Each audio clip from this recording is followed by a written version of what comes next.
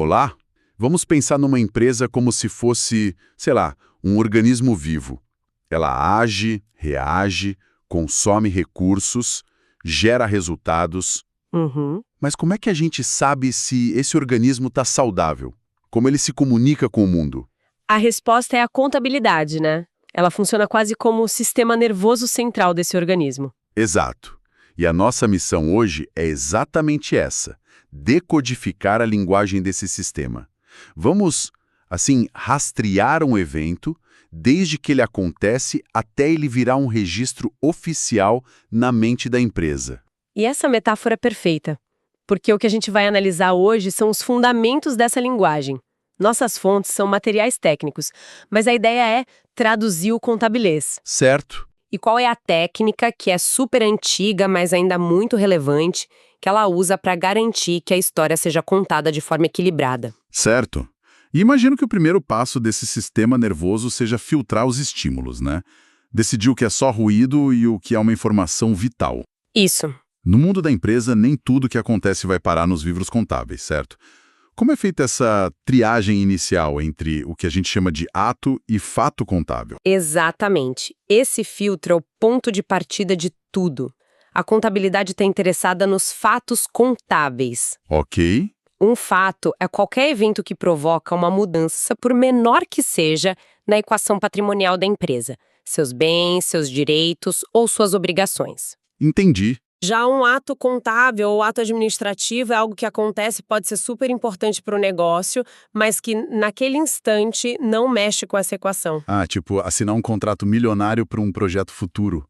Isso é um ato, imagina. Perfeito. É importantíssimo, mas o dinheiro ainda não entrou, o serviço não foi prestado. Exatamente. A assinatura do contrato é um ato. A contratação de um novo diretor, a emissão de um orçamento, tudo isso são atos.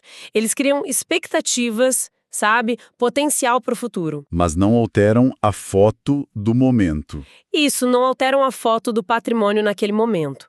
O contrato assinado só se torna um fato contábil quando o primeiro pagamento é recebido ou a primeira despesa do projeto acontece. Aí sim o sistema nervoso reage e faz um registro. Mas essa linha entre ato e fato é sempre tão nítida. Fico pensando, sei lá, numa empresa que sofre um processo judicial grande. O dinheiro ainda não saiu, o juiz não deu a sentença. Isso é só um ato? Uma expectativa? Ou a contabilidade já reage a isso? Essa pergunta é excelente, porque ela toca exatamente nas áreas cinzentas onde a contabilidade exige julgamento. Nesse caso que você citou, se a perda no processo for considerada provável e o valor puder ser estimado com segurança, os princípios contábeis exigem que a empresa já reconheça esse evento. Mesmo sem a decisão final? Sim. Ela cria o que a gente chama de provisão para contingências.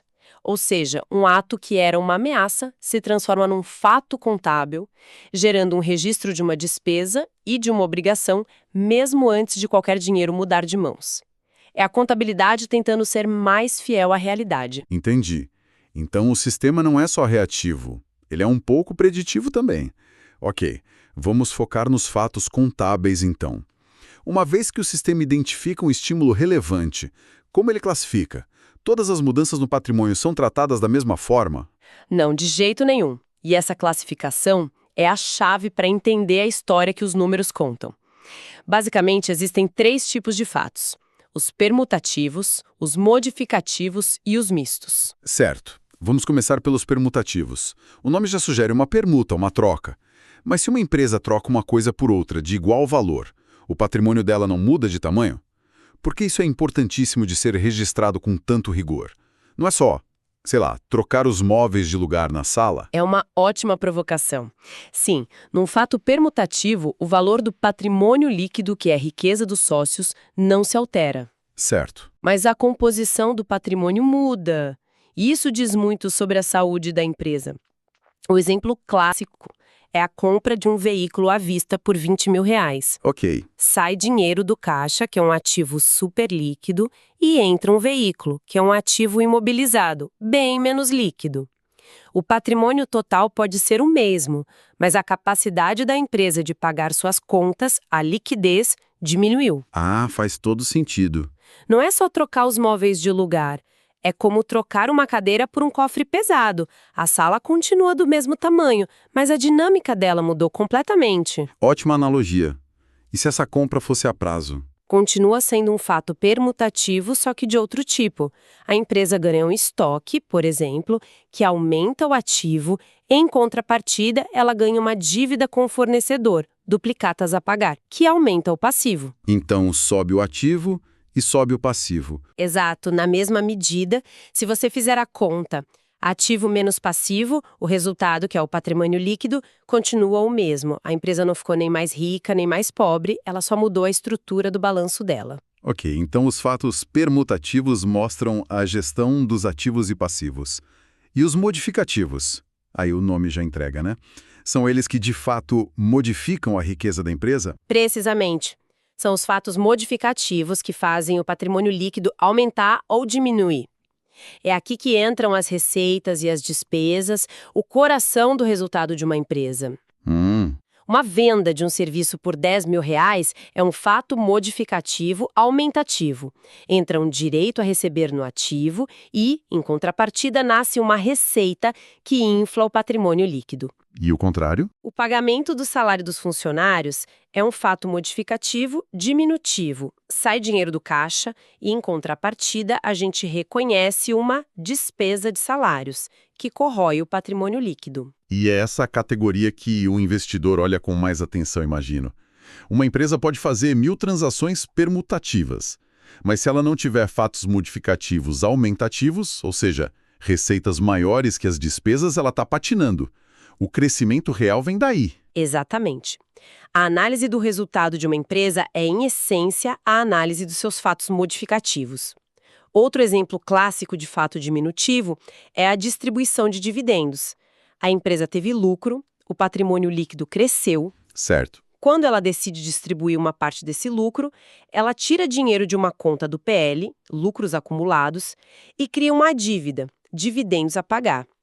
O PL encolhe porque a riqueza está sendo transferida da empresa para o bolso dos acionistas. Certo.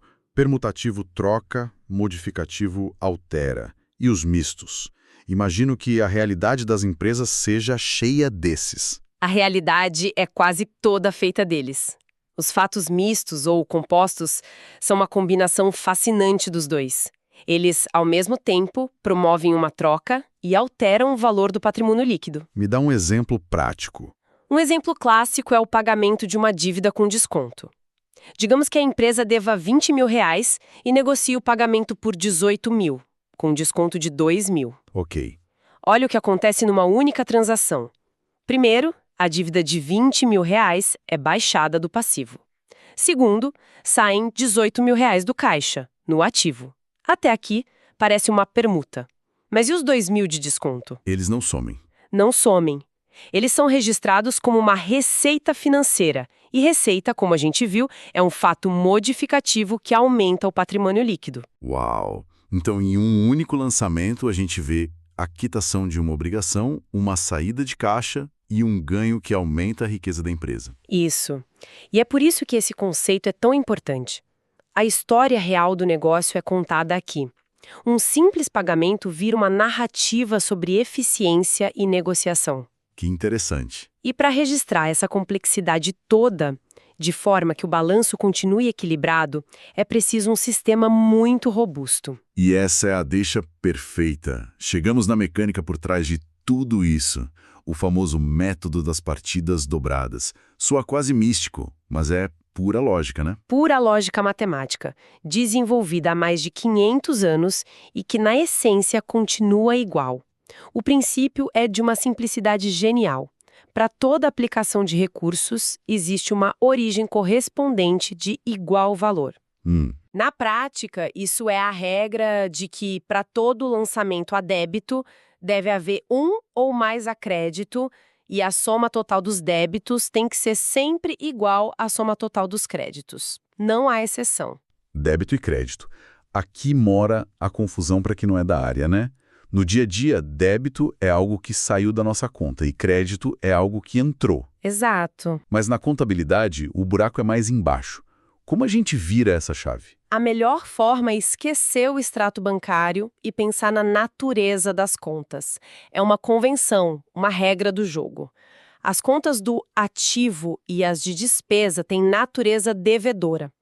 Isso significa que elas aumentam com um lançamento a débito e diminuem com um acréscimo. Ok. Devedoras aumentam com débito. Isso. Por outro lado, as contas do passivo, do patrimônio líquido e de receita têm natureza credora. Elas funcionam ao contrário. Aumentam com o crédito e diminuem com o débito. Como o caixa, são como um reservatório, onde a torneira de entrada está do lado débito. Se eu debito o caixa, estou enchendo o reservatório. Boa. Já as de natureza credora, como receitas, têm a torneira de entrada do lado do crédito. Se eu credito a receita, estou enchendo esse outro reservatório. É isso. É uma convenção que mantém o equilíbrio. É uma analogia perfeita. E o sistema é tão elegante que tem até mecanismos para lidar com exceções.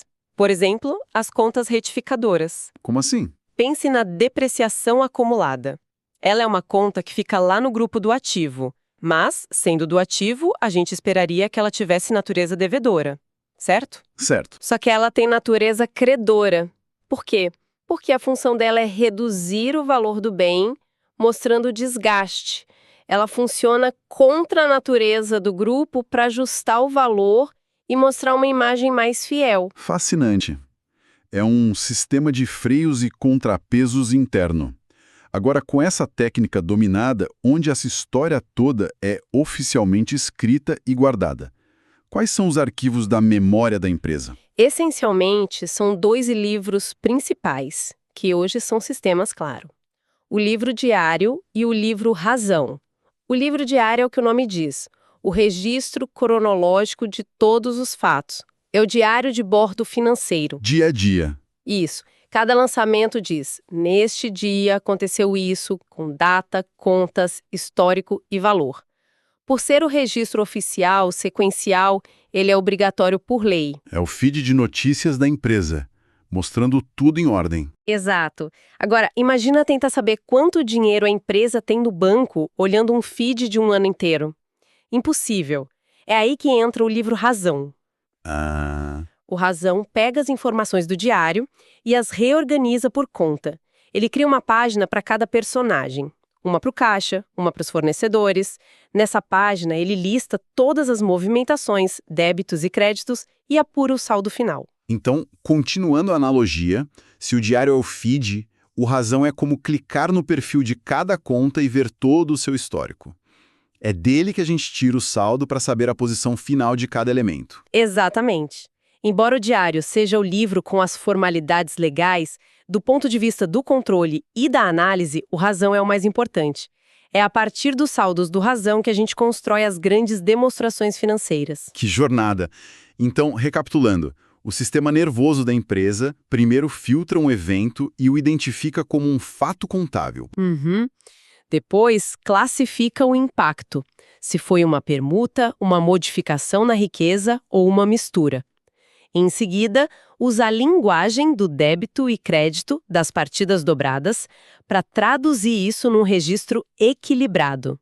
Perfeito. E, por fim, arquiva essa memória de 2 formas, cronologicamente, no diário, e por categoria, no Razão. O resumo é esse. A gente cobriu o como a contabilidade registra os fatos. Entendemos a gramática dessa linguagem, mas isso nos deixa com uma reflexão final, que é o grande objetivo de tudo. Qual seria? A contabilidade não existe para si mesma. O objetivo final é comunicar. E isso levanta a próxima grande questão. Como essa massa de dados detalhados, organizada nos livros Diário e Razão, é sintetizada e transformada nos relatórios que realmente importam para a tomada de decisão, o balanço patrimonial, a demonstração de resultados, que são as ferramentas que gestores e investidores usam para, de fato, avaliar se aquele organismo vivo, a empresa, está realmente saudável.